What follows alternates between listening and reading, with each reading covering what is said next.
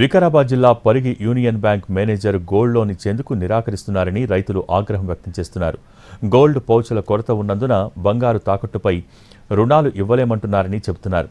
Union bank manager స్పందించకపోవడంతో gold loan కోసం 3 నెలలుగా ఇబ్బందులు ఎదుర్కొంటున్నామంటున్నారు. కొందరు రైతులు గతంలో తీసుకున్న బంగారు రుణాలను రెన్యువల్ చేయించుకున్నారని, కానీ కొత్త లోన్లు ఇవ్వకుండా తిప్పి పంపుతున్నారని మండిపడుతున్నారు.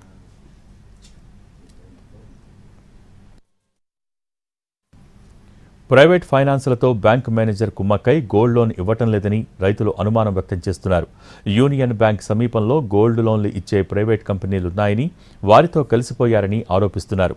రైతులు యూనియన్ బ్యాంక్ మేనేజర్ను నిలదీయటంతో ఉన్నతాధికారులు పౌచులు లేవన్నందుకే అదే విషయం చెబుతున్నారని అన్నారు.